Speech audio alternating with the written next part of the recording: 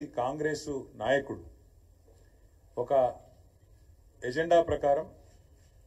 Goebbels వారసుల్లాగా ఒకటే ప్రచారం ఒకటే సొల్లు పురాణం 15 నెలలుగా అరిగిపోయిన గ్రామ్ఫోన్ రికార్డ్ లాగా ఏంటిది ఒక ఆయన దివాలా తీసిన తెలంగాణ అంటాడు ఇంకో ఆయన నాశనం అయిపోయిన తెలంగాణ అంటాడు ముఖ్యమంత్రి అయితే ఇంతకంటే దివాలా కోర్ ముఖ్యమంత్రి బహుశా భారతదేశంలో ఎవరు ఉండరు నా రాష్ట్రం అనారోగ్యం పాలైపోయింది నా రాష్ట్రానికి క్యాన్సర్ వచ్చింది ఒక క్యాన్సర్ రోగిలా ఉన్నది అనే దివాలా కోరు మాటలు మాట్లాడిన భావదారిద్ర్యపు ముఖ్యమంత్రి బహుశా భారతదేశ చరిత్రలో ఎవరు లేరు రేవంత్ రెడ్డి గారు తప్ప కానీ ఇవాళ అదే రేవంత్ రెడ్డి గారి మూతి మీద తన్నినట్టు అదే రేవంత్ రెడ్డి గారి చెంప చెల్లుమనేటట్టు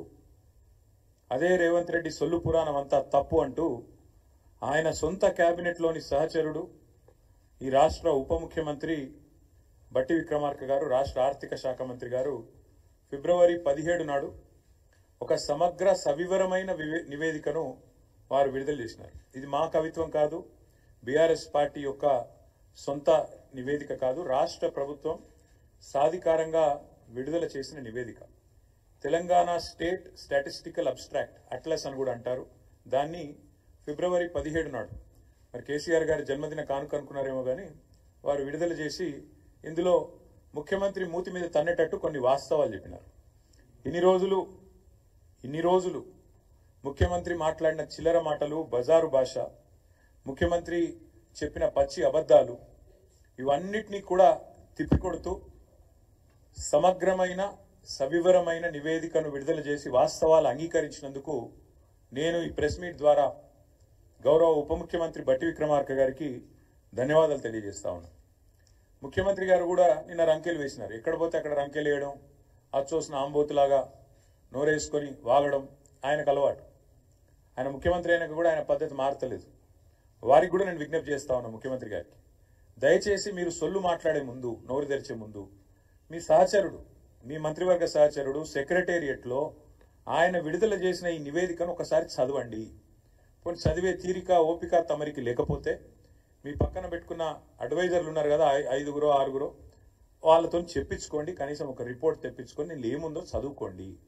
చదువుకోకుండా వాగితే మీతో పాటు రాష్ట్ర పరువు కూడా గంగలో కలుస్తున్నది ముఖ్యమంత్రి గారికి నేను ఇంకొక విజ్ఞప్తి కూడా చేస్తా ఉన్నా మీరు ఆ మధ్యలో ఒక మాట అన్నారు లంకె బిందెలు ఉంటాయనుకొని వచ్చినా లంకె బిందెలు లేవని లంకె బిందెలు ఉన్నాయి ఎక్కడున్నాయో కూడా అడ్రస్ చెప్తా రాసుకో ఒక పెన్ను పేపర్ పట్టుకొని కూర్చో ఈ స్టాటిస్టికల్ అబ్స్ట్రాక్ట్ అనేది ఏదైతుందో ప్రభుత్వం ఎంత దౌర్భాగ్య ప్రభుత్వం ఇదంటే ఇది వాస్తవాలు చెప్పింది వాస్తవాలను బయటపెట్టింది అని మేము చెప్పంగానే వెంటనే మరుక్షణమే దీన్ని తీసేసినారు తొలగించినారు ఎక్కడికి వెళ్ళి వెబ్సైట్లోకి వెళ్ళి వెంటనే డిలీట్ చేసినారు ఎందుకంటే వాస్తవాలు బయటకు వచ్చినాయి ఎందుకంటే చదవకుండా రిలీజ్ చేసినారు చేసినాక అరే అందులో మొత్తం కేసీఆర్ను పొగుడుతున్నదా అని ఎవరో చెప్పినట్టున్నారు చదివిన వాళ్ళు చెప్పగానే వెంటనే డిలీట్ చేసినారు అందుకే నేను మా మీడియా మిత్రులను కూడా అడుగుతా ఉన్నా నేను ఈ రిపోర్ట్ నివేదిక మీ అందరికి ఇస్తాను మా సోషల్ మీడియాలో నేను కూడా పెడతాను ఇది మా నివేదిక కాదు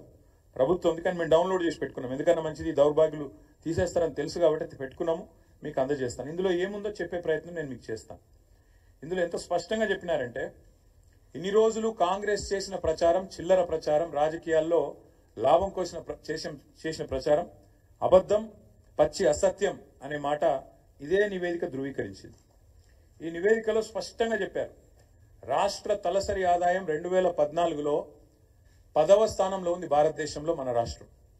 రాష్ట్రం ఏర్పడ్డ నాడు తెలంగాణను మాకు కాంగ్రెస్ అప్పచెప్పిన నాడు ఆనాడు 10వ స్థానంలో తలసరి ఆదాయంలో ఉన్న మన తెలంగాణ ఈ నివేదిక ప్రకారం ఇవాళ నంబర్ 1 స్థానంలో ఉంది మేము ఇచ్చిపోయినాడు 2022-23లో వీళ్ళకి అప్పచెప్పిపోయినాడు నంబర్ 1 స్థానంలో ఉంది అని చెప్పి ఇదే నివేదిక చాలా స్పష్టంగా కుండబద్దలు కొట్టింది నంబర్ 1 నంబర్ 2 ఇదే నివేదికలో ఇంకో మాట ఏం చెప్పారంటే ఆనాడు 2014-15లో దేశ సగటు 86,000 ఉంటే తలసరి ఆదాయం ఆనాడు మాకు అప్పచెప్పినాడు కాంగ్రెస్ మన తలసరి ఆదాయం 1,24,000 కానీ ఈరోజు ఎంత పెరిగింది అనడానికి కూడా ఇదిగో ఇక్కడ ఇదే నివేదికలో కుండబద్దలు కొట్టారు భారతదేశం మొత్తం సగటు తీసుకుంటే 84,000 నుంచి 1,86,000 నుంచి 1,84,000 పెరిగితే